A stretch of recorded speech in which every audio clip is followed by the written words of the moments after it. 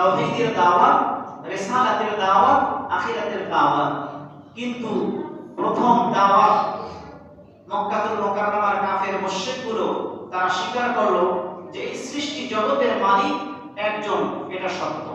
এটা সত্য, আল্লাহ বলতে একজন আছেন, এই পৃথিবীটাকে সৃষ্টি একজন করেছেন, এটা মক্কার কাফের মুশরিকরা বিশ্বাস করেছে।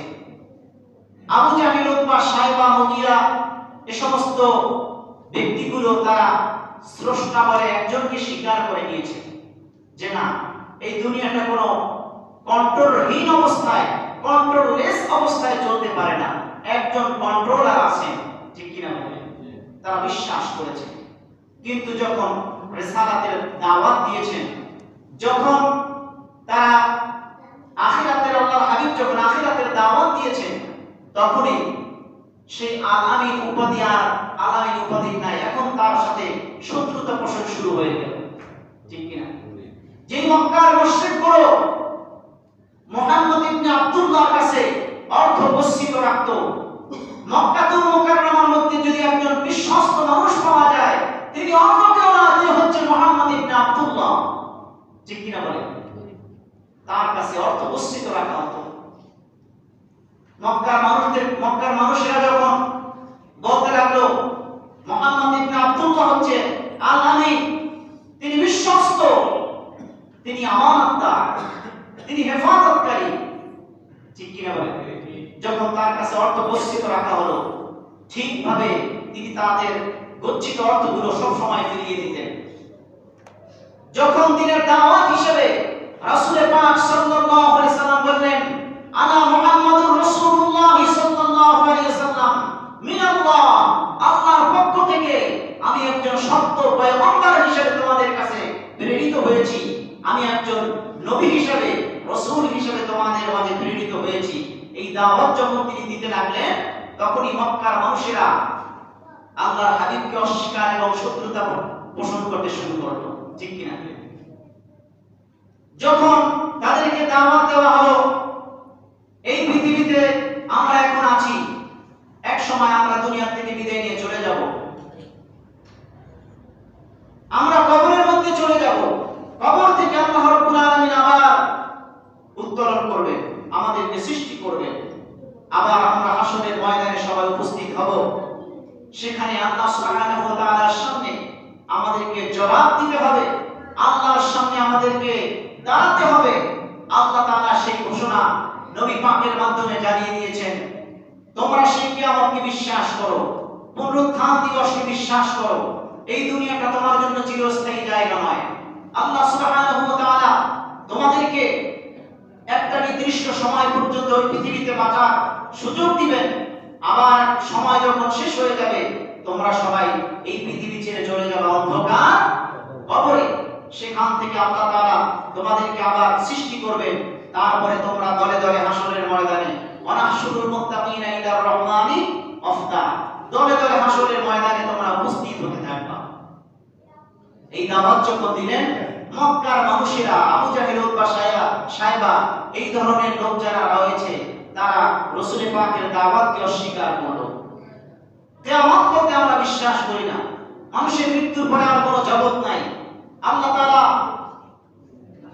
মানুষ মারা যাওয়ার পরে আবার তিনি কিভাবে মানুষদেরকে সৃষ্টি করবেন, এটা আমরা বিশ্বাস করি। তারা অবিশ্বাস করতে লাগলো। আল্লাহর হাবিব নবীজি মুহাম্মদুর রাসূলুল্লাহ সাল্লাল্লাহু আলাইহি ওয়াসাল্লাম এই দাওয়াতগুলো যখন তাদেরকে দিলেন, আর তারা উল্টো মিলে আখিরাতকে অস্বীকার করলো, রিসালাতকে অস্বীকার করলো, কিন্তু স্রষ্টা হিসেবে তারা আল্লাহ তাআলাকে মেনে নিল। কিন্তু আল্লাহকে মানলো, রাসূলকে মানলো না, সে কোনোদিন মুমিন হতে পারে না। আল্লাহকে মেনে নিল, যতক্ষণ পর্যন্ত রিসালাতের দাওয়াতকে স্বীকার না করলো, ততক্ষণ পর্যন্ত সে ব্যক্তি ঈমানদার হবে না, মুসলমানও হবে না। কথাটি বোঝা যাচ্ছে? সেজন্য আব্দুল কাদের জিলানী রাহমাতুল্লাহি আলাইহি তার একটা কিতাব আছে, সেই কিতাবের মধ্যে তিনি বলেছেন যে একজন মানুষ আল্লাহ পাকের স্বীকার করলো, কিন্তু যতক্ষণ পর্যন্ত মুহাম্মদ মুহাম্মদুর রাসূলুল্লাহকে বিশ্বাস না করলো, তাকে সত্য নবী বলে স্বীকার না করলো, আর সব কিছু সে বিশ্বাস করলো, কিন্তু সে মুসলমান হতে পারবে না। যখনই আল্লাহর হাবিবকে বিশ্বাস করবে, সেই ব্যক্তি মুসলমান হয়ে যাবে, ঈমানদার হয়ে যাবে। সুবহানাল্লাহ। সেজন্য তারা রিসালাতকে বিশ্বাস করলো না।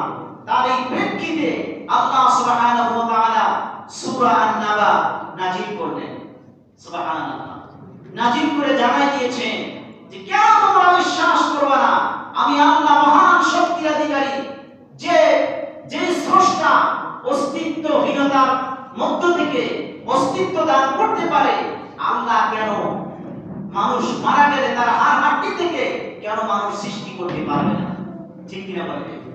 আপনাদের আমাদের বিশ্বাস কি পারবে না? পারবে। সবাই বলুন পারবে কিনা? পারবে।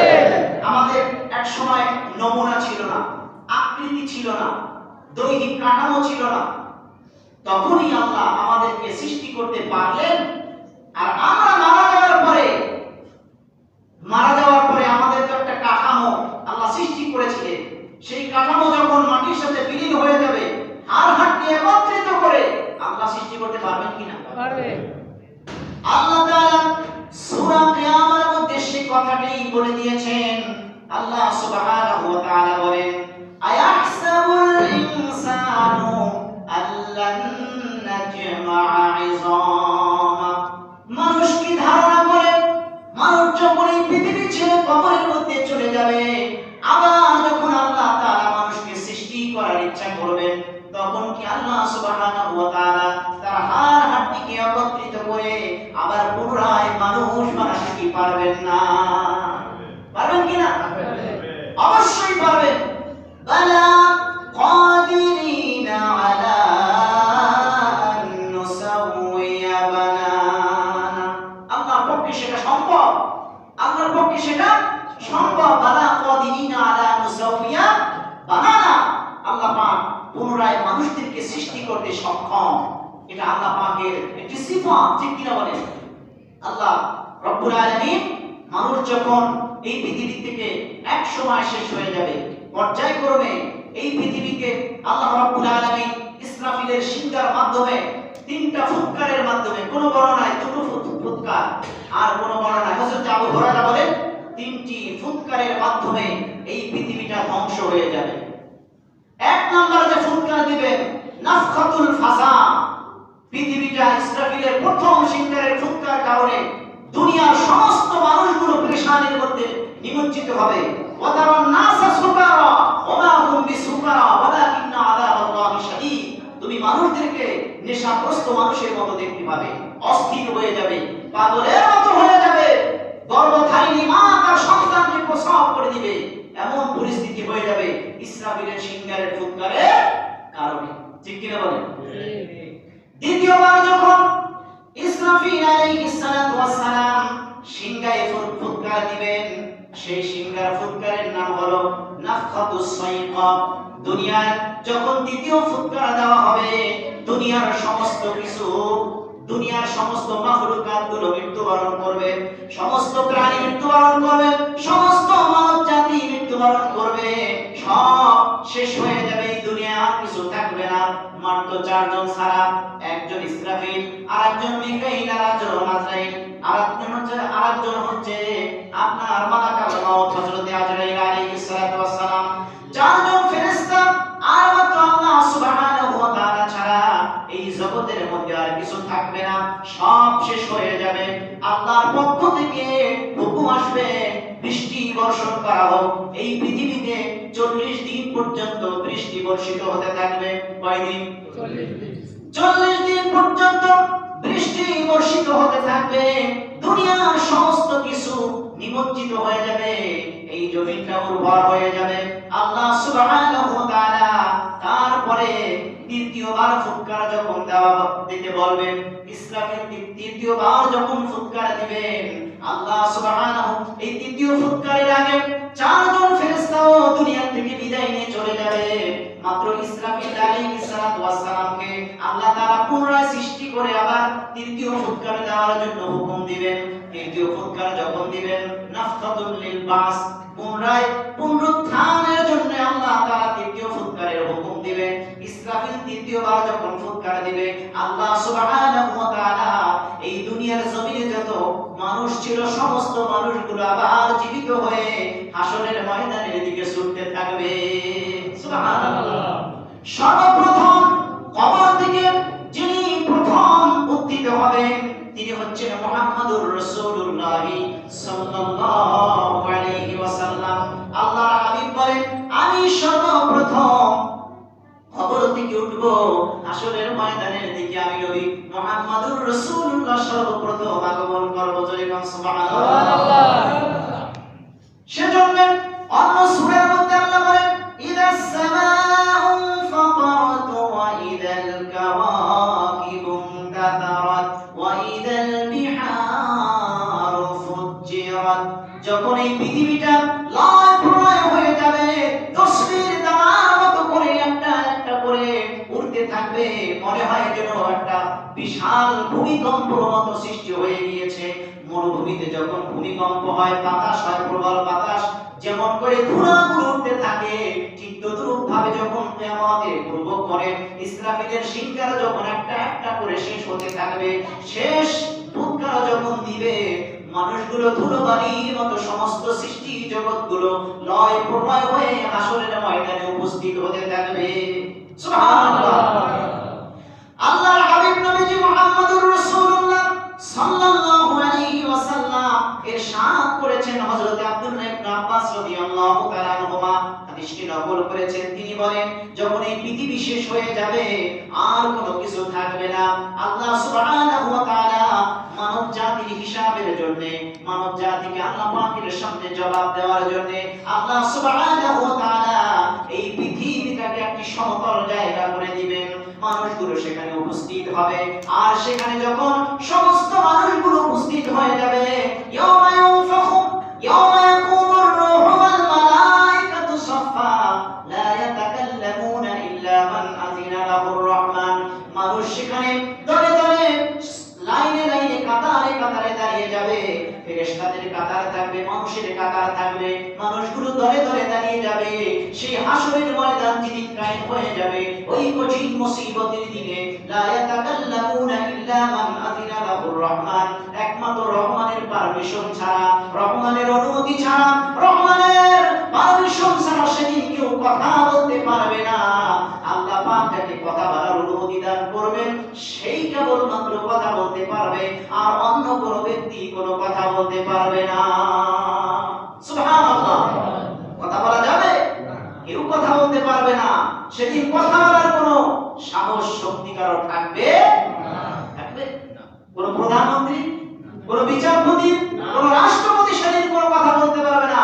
কোনো ক্ষমতা সেদিন কোনো কাজে লাগবে না। দুনিয়ায় যত ক্ষমতা, দুনিয়ায় যত বাহাদুরি, দুনিয়ায় যত তাকাব্বুরি সেদিন আর কোনো কাজে আসবে না। তোমার সমস্ত ক্ষমতা সেদিন বিলীন হয়ে যাবে। ঠিক কি না বলেন? ঠিক। লা ইয়াতাকাল্লামুনা, এটা লাইন অফ ইজেন্স, যেটা আরবি গ্রামারের ভাষায় লাইন অফ ইজেন্স বলা হয়। তাকে গোটা জাতিকে যেটাকে নফি করে দেয়, গোটা জাতিকে যেটাকে আপনার ব্যান করে দেয়, এমন একটা বিষয়কে বলা হয় লাইন অফ ইজেন্স। গোটা জাতিকে নফি করে দিয়েছে, কেউ কথা বলতে পারবে না হাসরের ময়দানে, কথা বলার কোনো সাহস থাকবে না। ইল্লা, তবে পারবে তারা যারা, যাদেরকে আল্লাহ সুবহানাহু ওয়া তাআলা কথা বলার অনুমতি দিবেন। তবে কথা বলতে অনুমতি দিলেই যে কোনো কথা সে বলতে পারবে না। ওয়াকালা সাওয়াবা, কথা হতে হবে যথোপযুক্ত, কথা হতে হবে মানদণ্ডের মধ্যে, সীমারেখার মধ্যে তার কথা বলতে হবে। সুবহানাল্লাহ। ঠিক কি না বলেন? আপনি মনে যা চাইবেন আল্লাহর কাছে বলবেন, আপনি মনে যা চাইবেন গাজা করলে সুপারিশ করবেন, এমন হবে না। মদ করলে সুপারিশ করবেন, এমন হবে না। ঠিক কি না বলেন? ফেন্সিডিল করলে সুপারিশ করবেন, এমন কথা হতে পারবে ওয়াকালা সাওয়াবা, কথা হতে হবে মানদণ্ডের মধ্যে, কথা হতে হবে সীমারেখার মধ্যে। ঠিক কি না বলেন? সেজন্য আল্লাহ বলেছেন ওয়াকালা সাওয়াবা, কথা হতে হবে যথোপযুক্ত। সুবহানাল্লাহ। যালিকাল ইয়াউমুল হক, ও মক্কার কাফের মুশরিকরা, কিয়ামত হবে, এতে কোনো সন্দেহ নাই। কিয়ামত কায়েম হবে, কিয়ামত সত্য, এতে কোনো সন্দেহ নাই। তোমরা মক্কার সমস্ত কাফেররা মক্কার মুশরিক একত্রিত হয়ে যদি কিয়ামতকে অস্বীকার করো, তাতেও কোনো কাজ হবে না। তোমরা যদি মক্কার সমস্ত ক্ষমতাধর, মক্কার যত লিডার আছো, সমস্ত লিডার মিলে যদি তোমরা কিয়ামতের বিরোধিতা শুরু করে দাও, তোমরা কিছু করতে পারবে না। কিয়ামত সত্য, কিয়ামত কায়েম হবে, এতে কোনো সন্দেহ নাই। ঠিক কি না বলে? ফামান শাআ আত্তাখাযা ইলা রাব্বিহি মাআবা। দুটো লাইন আমি তোমাদেরকে লিখে দিয়েছি, দুটো লাইন, একটা হচ্ছে ডান দিক আর একটা হচ্ছে বাম দিক। যদি মনে চায় ডান দিকেরটা গ্রহণ করো, আর যদি মনে চায় তুমি বাম দিকেরটা গ্রহণ করো, সেটা তোমার ইখতিয়ার। আমি আল্লাহ পথ বাতলে দিয়েছি, ইন্না হাদাইনাহু সাবিলা ইম্মা শাকিরা ওয়া ইম্মা কাফুরা। যদি চাও নেককার বান্দা হতে পারো, যদি চাও জাহান্নামের আসামি হতে পারো, সেটা তোমার ইখতিয়ার, সেটা তোমার নিজের ব্যাপার। ঠিক কি না বলেন? ইন্না হাদাইনাহু সাবিলা ইম্মা শাকিরা ওয়া ইম্মা কাফুরা।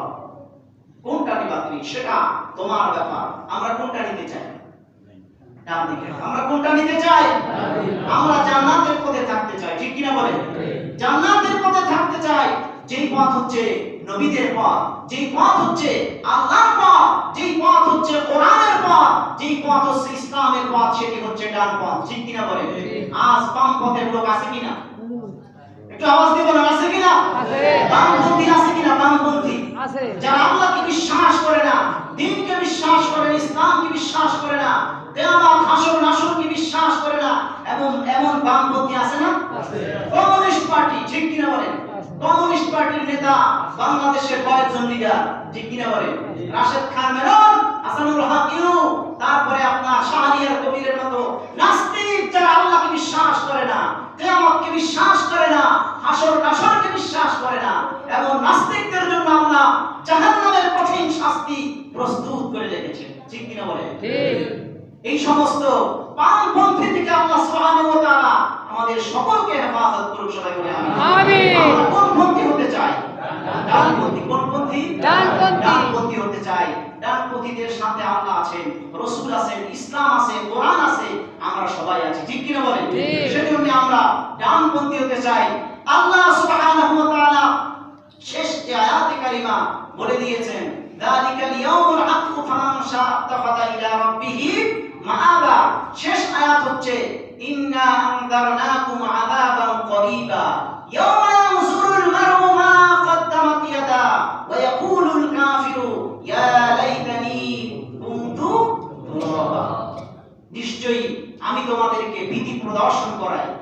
ইন্না আনযারনাকুম আযাবান করিবা, কিন্তু জাহান্নামের যে কঠিন শাস্তি হবে, এই শাস্তি তোমাদেরকে আমি অবহিত করাই আমার নবীদের মাধ্যমে, উলামায়ে কেরামদের মাধ্যমে, কোরআনের মাধ্যমে তোমাদেরকে জানিয়ে দিলাম যে কিয়ামত হবে।